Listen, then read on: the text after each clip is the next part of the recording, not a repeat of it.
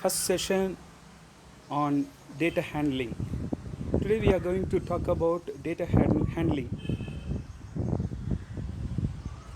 Data handling is a process of collecting, tabulating, and putting the data in the form of pictogram or bar graph. Collecting, tabulating, and putting the data in a pictorial form. Collecting, recording, and presenting data in different forms can help us to draw inferences from them.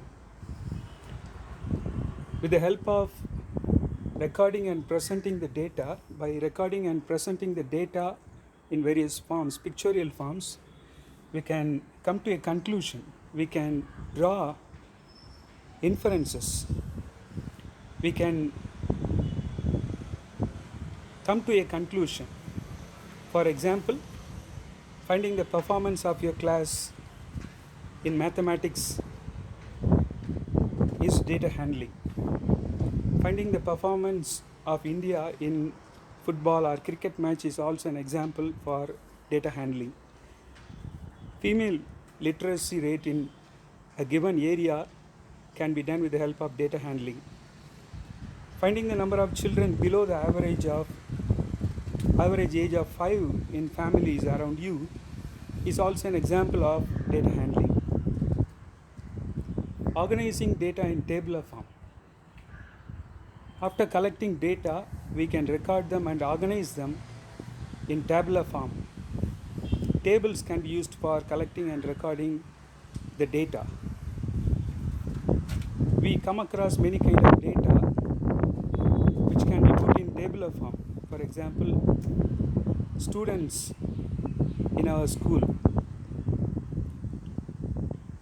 progress report of a student, index in the notebooks, recording the temperature, and many other examples and many other data are also tabulated in a table or recorded in a table. When we put data in a proper table, it becomes easy to understand and interpret. With the help of a table, by arranging the data in a table, we can come to a conclusion. We can draw inferences. We can get something out of it. Representative value or average. The term average represents the central tendency of a group of observations of data. Average value. Finding the average value is also known as representative value. The average value lies between the highest and the lowest value of a set of data. Finding the arithmetic mean is an example of finding the representative value of a given set of integers or data.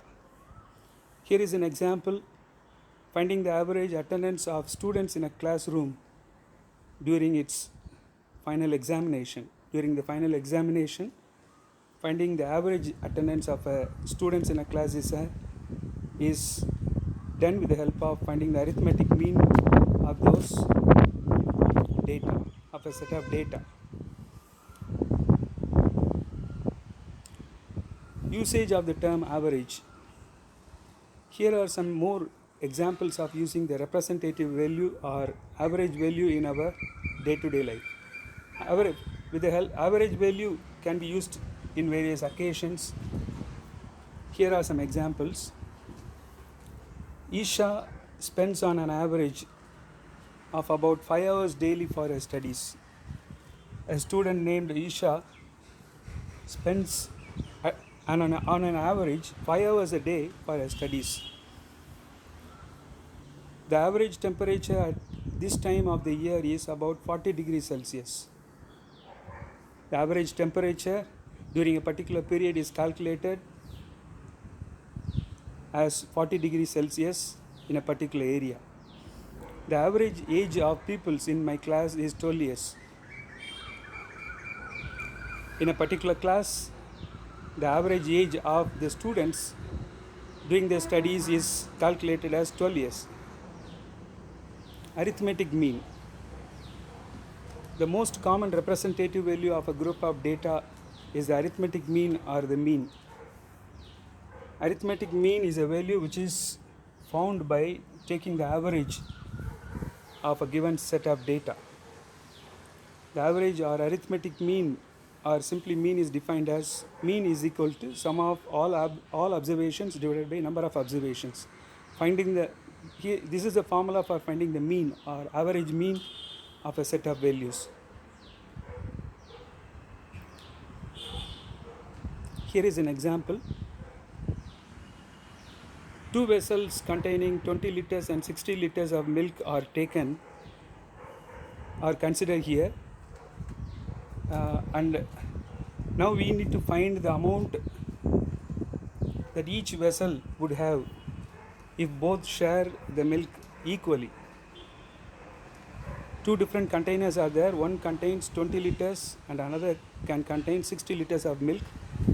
Now we have to find out the average value of milk that can be contained in those two containers if they are shared equally, if they contain the milk equally.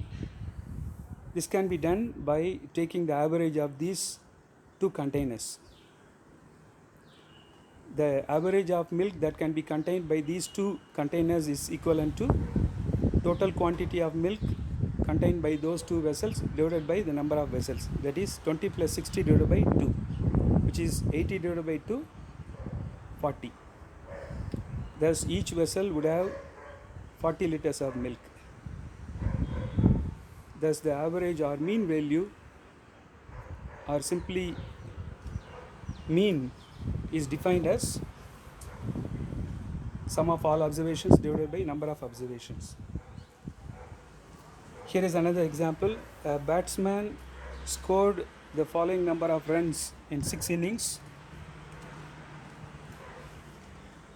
They are 36, 35, 50, 46, 60 and 55. Now we have to calculate the runs scored by him in an inning. Average value scored by the batsman in all the innings. So to calculate this, we have to find the total of all the scores, all the runs he scored in all the innings. Total runs is equal to 36 plus 35 plus 50 plus 46 plus 60 plus 55, which is 282. To find the mean, we have to total all the observations and divide it by the number of observations. That means 282 divided by 6, which is 47. Thus the mean run scored by the batsman in an inning is 47. Now, by understanding the lessons we have learnt during this teaching session, we can find out these two, we can perform or we can solve these two problems. Let us try this. First one, find the mean of your sleeping hours during 1 week. Now can you find out the average hour of sleep you take in a whole week? In a day you may sleep a number of hours which may vary from 6 to 10. How will you find the average sleeping hour in a day? Add all those sleeping hours in a day and find the total and then divide it by 7. By calculating the total hours of sleep in a week and dividing it by 7, we can find the average of sleeping hours in a week. Similarly, the second exercise is find at least 5 numbers between 1 by 2 and 1 by 3. How will you find a fraction between two fractions? Here 1 by 2 and 1 by 3 are two fractions. Now we have to find 5 fractions in between these two. In order to find another fraction which lies between 1 by 2 and 1 by 3, we have to take average.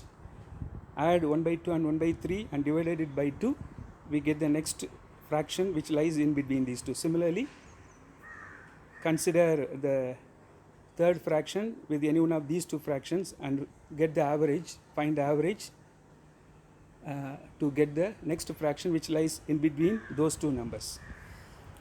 Let us do these two exercises with the help of what we learned in this teaching session. Thank you.